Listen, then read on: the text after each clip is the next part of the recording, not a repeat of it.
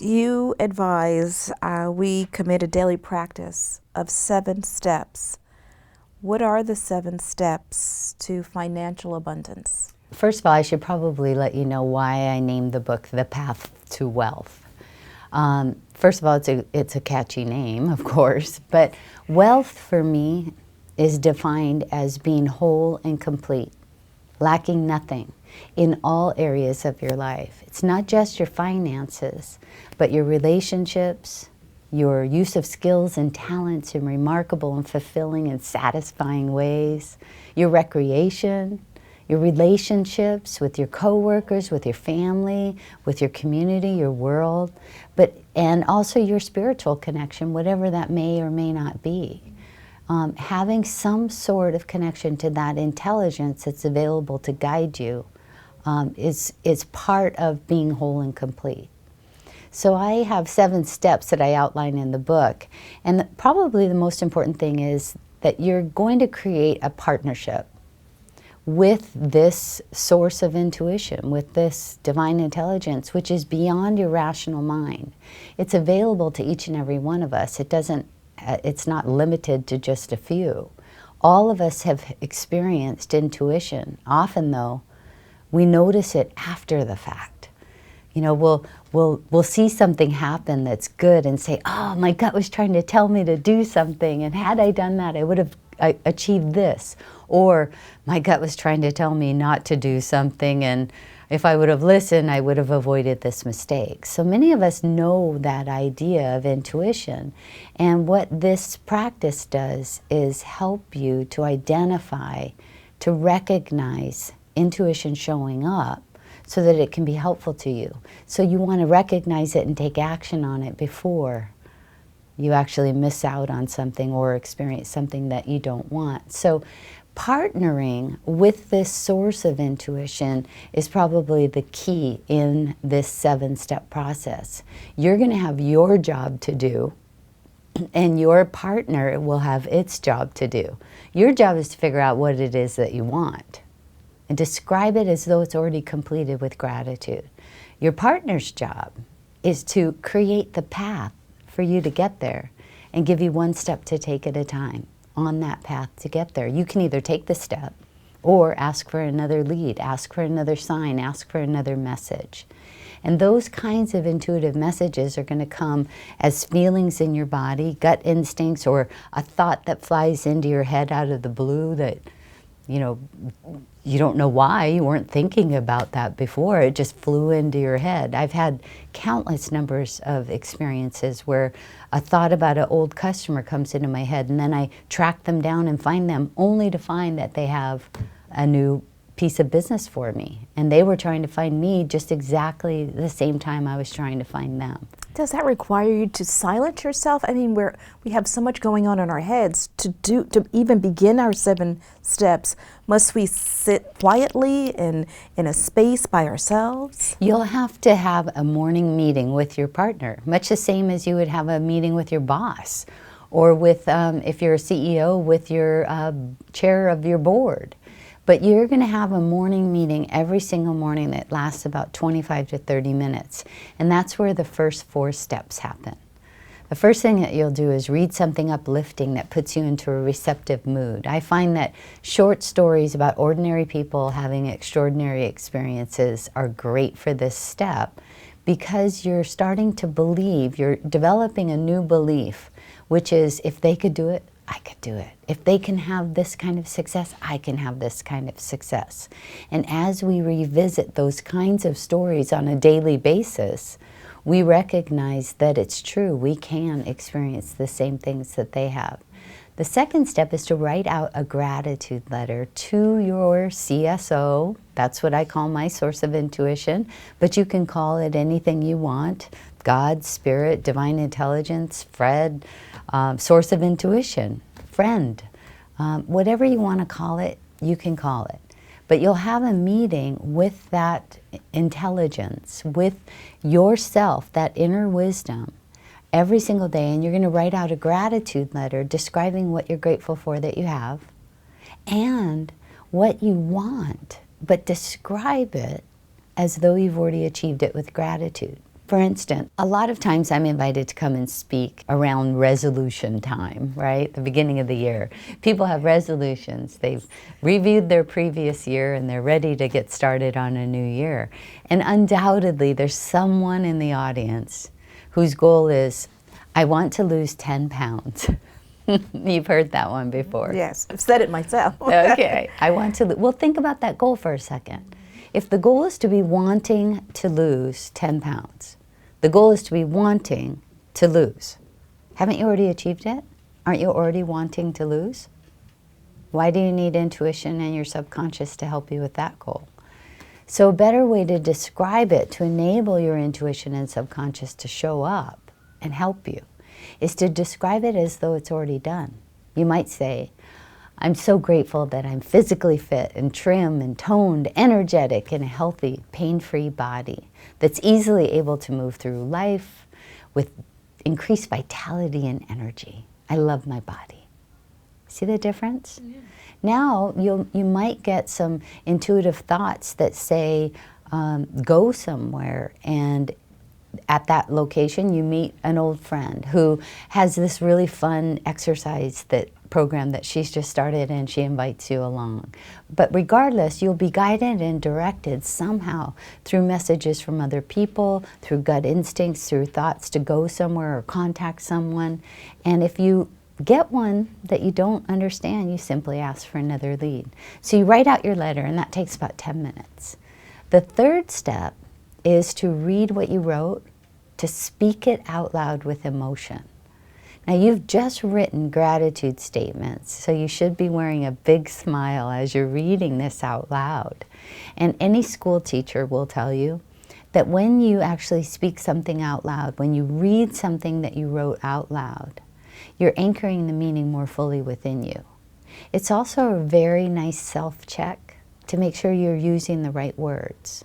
Because often what we can do is describe what we don't want, thinking we're describing what we want.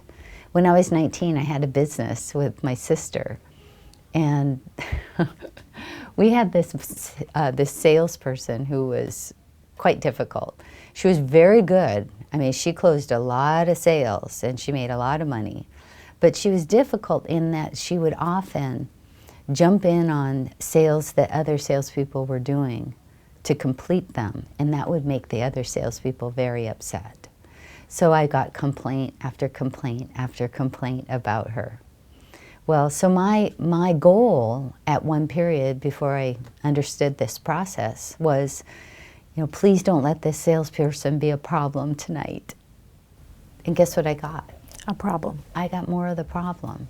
So when you're reading your gratitude letter out loud with emotion, you're making that sound visible or audible to your ears, and you can hear yourself, whether or not you're actually using the right words to describe the outcome of what you want with gratitude.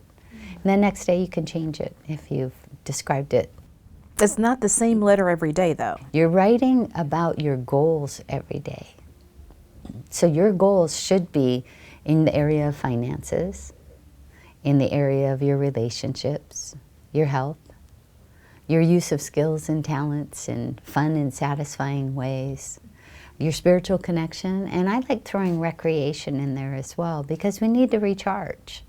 And recreation, getting away from what we're doing every day for work, enables us to have the freedom to be creative and innovative and not pressured.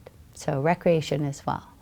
So you write out the letter, you read it out loud, and then step 4 is to spend up to 5 minutes, pick 1 or maybe 2 of your goals, and use a technique that many famous and professional athletes, musicians, and even business people use on a regular basis. And that is, we close our eyes and we imagine. We imagine seeing ourselves in the completed goal.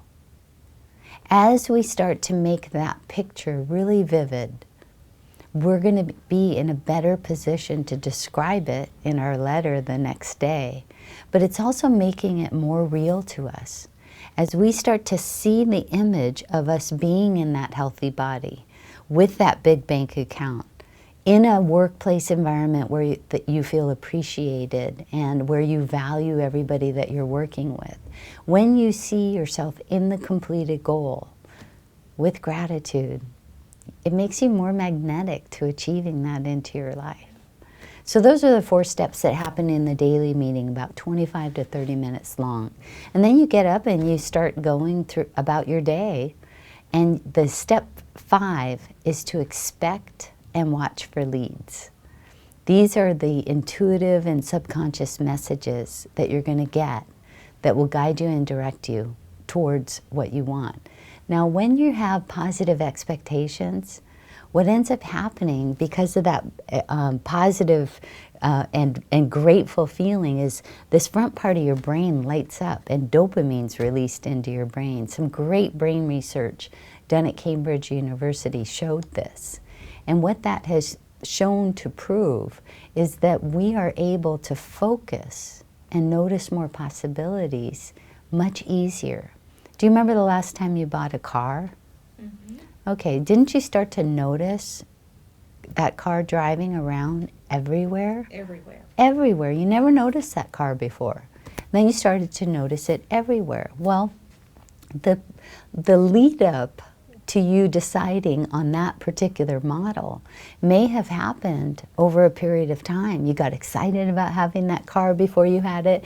You got, maybe you test drove it and you felt what it was like. You imagined seeing yourself in it.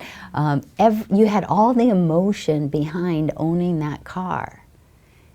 And all of the hundreds and hundreds of cars on the road, your brain, your subconscious and intuition filtered all of those cars to illuminate the car that was similar to your goal.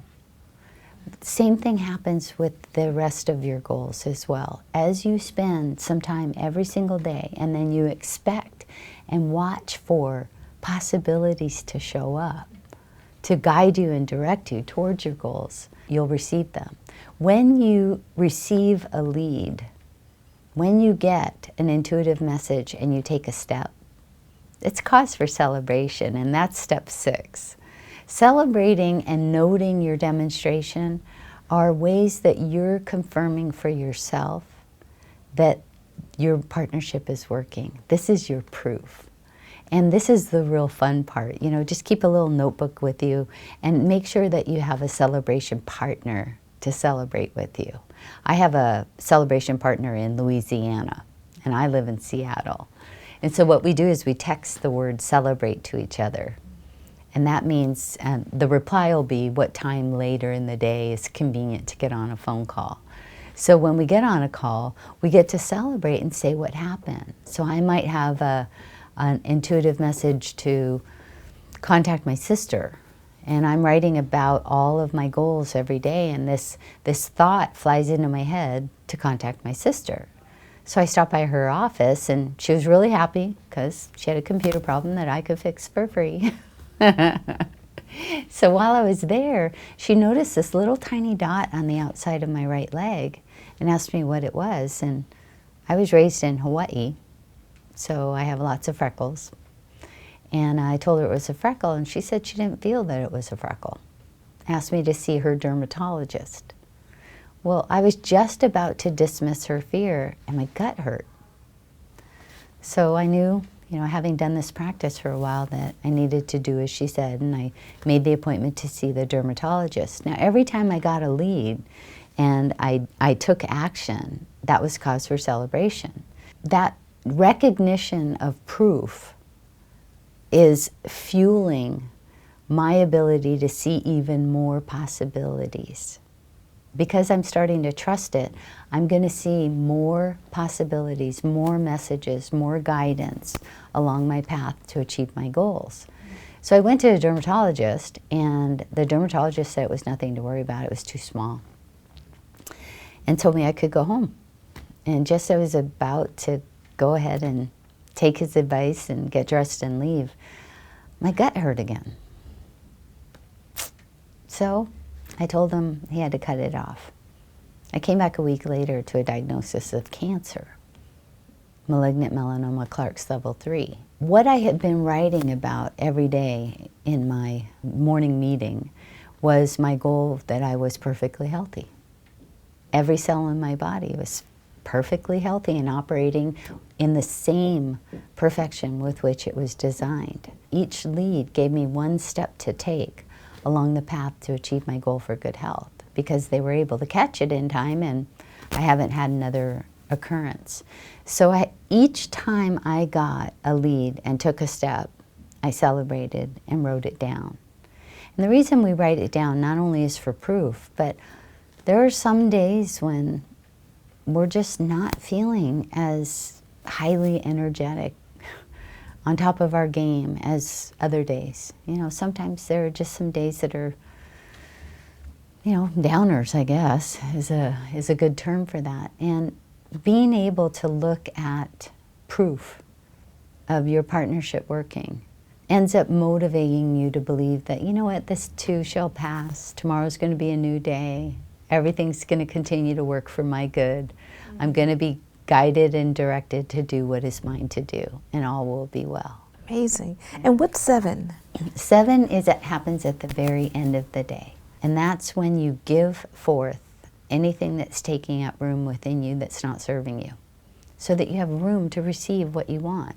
I mean, it's kind of like this bottle of water. If this water is filled up to the brim, we can't fit any more water in it, right? So in order to receive any more water into that bottle, we have to release some of it. Well, the same is true for us. If we are describing and being grateful for additional good, for realized goals into our life, we need to make room to receive those. And the way that we do that is through a practice, which is step 7, and happens right before you go to sleep. So do whatever you do to get ready for bed, and right before you turn the light out, you just lay there and say thank you. Thank you for anything that comes to mind.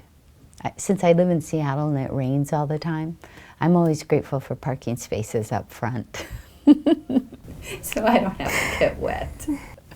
And you might be grateful for a new customer, or an ability to interact with a coworker that was peaceful and harmonious and collaborative, or you might be grateful for your family, your pets, your health. Anything that comes to mind that you're grateful for, say thank you, thank you, thank you.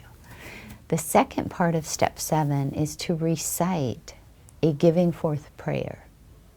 This giving forth prayer works to release anything that's taking up room within you, so that you have more room to receive your good. And when you release it, it gets put over here on the side. So this would be unforgiveness, anger, jealousy, pain, resentments, anything that's taking up room and not serving you. We're just going to use that prayer to move it over here on the side, so that you have more room to receive your good.